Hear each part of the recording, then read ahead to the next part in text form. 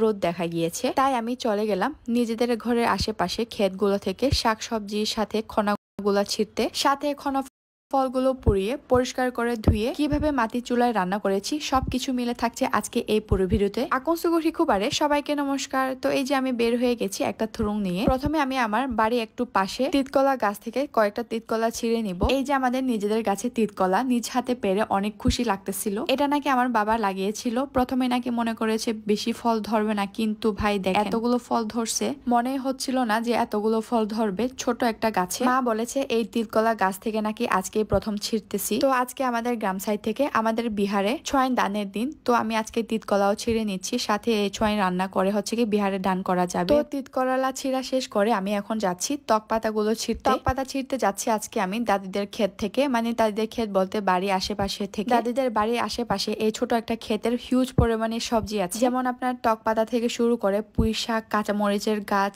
মিষ্টি কুমড়ার শাক সবকিছু আছে এখানে। প্রথমে আমি এই ত্বক পাতাগুলো তুলে নিচ্ছি। আজকে আমি ত্বক পাতা রান্না করব ঝিরি কাঁকড়া দিয়ে, সাথে আমাদের ঝাল ঝাল পাহাড়ি মরিচ আর সিদল দিয়ে। আমার ত্বক পাতা আর তিতকলা ছিঁড়া হয়ে গেছে, এখন যাব খনা ফল ছিঁড়তে। তো খনা ফল ছিঁড়ার জন্য আমি আমার ভাইকে ডেকে নিয়ে এসেছি। এখানে দুইটা ধরছে এই গাছে, তো এগুলো ছিঁড়ে নিব।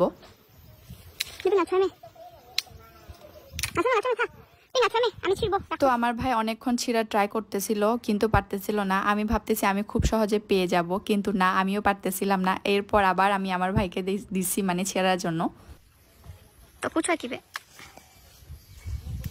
আরে এই ছামে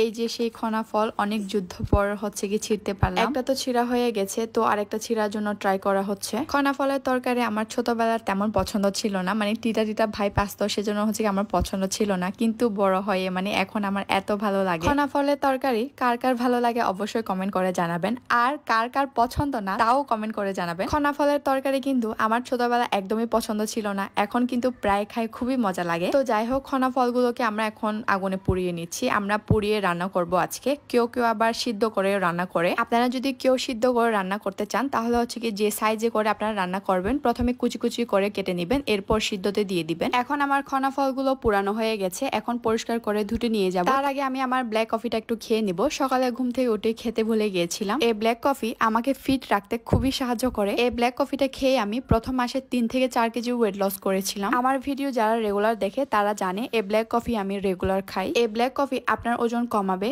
সাথে আমাদের মেয়েদের স্কিনের সমস্যা, অনিয়মিত পিরিয়ড ও ক্লিন করে। এই ব্ল্যাক কফি সম্পূর্ণভাবে সাইড ইফেক্ট ফ্রি, আপনার শরীরে 100% কাজ করবে। তো এই যে আমার ব্ল্যাক কফিটা খাওয়া শেষ করে চলে আসছি ছোট একটা ঝিরিতে এটা পরিষ্কার করে ধোয়ার জন্য। তো প্রথমে আমার ভাই এগুলোকে পরিষ্কার করে ধুয়ে নিচ্ছিল। সে কিন্তু খুবই স্পার্ট, একদম চটপট করে ধুয়ে নিচ্ছে।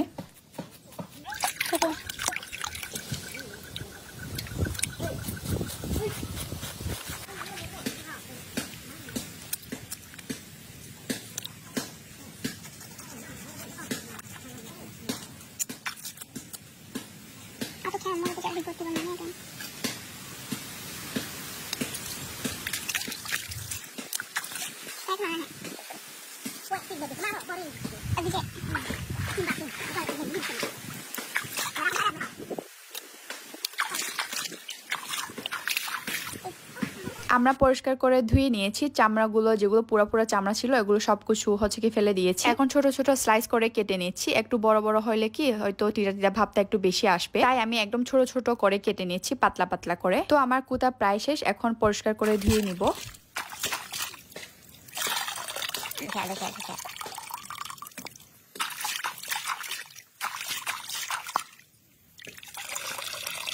তো এই যে আমার খনা ফলগুলো পরিষ্কার করে ধোয়া হয়ে গেছে, একদম আমি পিওর ঝিরি পরিষ্কার পানিতে ধুয়ে নিয়েছি। এখন হচ্ছে রান্নার পালা। খুবই মজা করে রান্না করব, তাও আবার মাটির চুলাতে। খুবই মজা হবে, অবশ্যই শেষ পর্যন্ত দেখবেন। তো দেখতেই পাচ্ছেন, প্রথমে আমি একটি প্যানে তেল দিয়ে দিলাম পরিমাণ মতো, সাথে আমি কাঁচা মরিচ, পেঁয়াজ কুচি, রসুন কুচি, লবণ, মরিচ, হলুদের গুঁড়া সবকিছু হচ্ছে কি একসাথে নিয়েছি। আরো নিয়েছি চিংড়ি মাছের শুটকি। তো আমার প্যানে তেলটি গরম হয়ে আসছে, এখন পেঁয়াজ কুচিগুলো দিয়ে দিচ্ছি প্রথমে।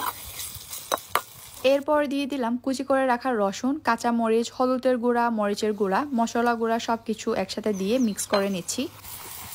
পেঁয়াজ কুচিগুলো আমি ভালো করে একটু কষিয়ে নিচ্ছি। দেখতে পাচ্ছেন তেলগুলো ছেড়ে আসার পর্যন্ত আমি একটু ঢাকনা দিয়ে রেখে দিব কিছুক্ষণের জন্য। 2 মিনিট ঢাকনা দিয়ে রাখার পর দেখতেই পাচ্ছেন তেলগুলো একটু ছেড়ে যাচ্ছে। এখন আমি পরিষ্কার করে ধুয়ে রাখা চিংড়িগুলো দিয়ে দিলাম। এরপর আমি ভালো করে একটু কষিয়ে নিব। কষানো হয়ে গেলে 2 মিনিটের মতো আবার ঢাকনা দিয়ে রেখে দিব। এই যে দেখেন 2 মিনিট পর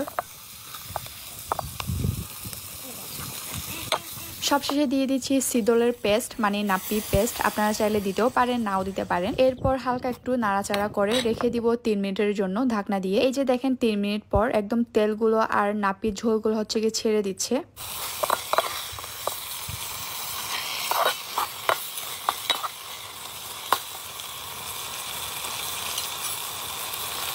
তো এখন সবশেষে দিয়ে দিচ্ছি কুচি করে পরিষ্কার করে ধুয়ে রাখা খনাফলগুলো দেওয়ার পর ভালো করে মশলাগুলোর সাথে একটু মিক্স করে নিচ্ছি। এই খনাফলকে আমরা মারমা ভাষায় ক্রংয়াসি বলে থাকি, আর চাকমা ভাষায় মনে হয় খনাগুলা বলে, আর বাংলা ভাষা তো খনাফল বলি। আমাদের রান্না কিন্তু প্রায় হয়ে যাচ্ছে। এখন হালকা একটু পানি দিয়ে নেড়ে চেড়ে নিচ্ছি। এরপর হালকা করে একটু টেস্টি সল্ট দিয়ে নিয়েছি। আপনারা যদি এই খনাফলের তরকারি রান্না করেন তাহলে কিন্তু অবশ্যই একটু হলেও টেস্টি সল্ট দিতে হবে, না হলে কিন্তু হালকা টিটা টিটা ভাইবটা রয়ে যাবে। আর যদি কেউ টিটা খেতে পছন্দ করেন বা তিতা খেতে পারেন তাহলে সমস্যা নাই, সেক্ষেত্রে আপনারা টেস্টি সল্টটাকে স্কিপ করতে পারেন। তো এই যে আমার খনাফলের তরকারি ডান। আমি লবণ দেখে লবণ দিয়ে হচ্ছে কি নামাই ফেলছি। প্রথমে আমি পাতিলটা ধরে একেবারে বলে ঢালার ট্রাই করেছিলাম, কিন্তু হলো না। কেন জানি মনে হচ্ছিল সব পড়ে যাবে, তাই আমি একটা চামচের সাহায্যে বেড়ে নিচ্ছি। এই খনাফলের তরকারি যে খায় নেই সে কখনো বলতে পারবে না কতটুকু মজা। আমি আগে খেতাম না, তিতার ভয়ে আমার বাবা আমাকে খাওয়াতো, কিন্তু গত 2-3 বার খেয়ে আমি এটার ফ্যান হয়ে গেছি। খনাফল সব সিজনে সব সময় পাওয়া যায় না, এই সময়ে এখন বছরে একবার পাওয়া যায়। এই খনাফলগুলো শুধু আমার রান্না না, ভর্তা করেও খেয়ে থাকি, কিন্তু ভর্তাটা আমার একদমই ভালো লাগে না, কাঁচা কাঁচা ভাইব একটা আসে। তো এখনো যারা ট্রাই করেন নাই অবশ্যই ট্রাই করে দেখতে পারেন। আর কিন্তু জানাতে ভুলবেন না ভিডিওটা কেমন হয়েছে। আজকে আমার এই ভিডিওটা এ পর্যন্ত। সবাই ভালো থাকবেন, সবাইকে অসংখ্য ধন্যবাদ।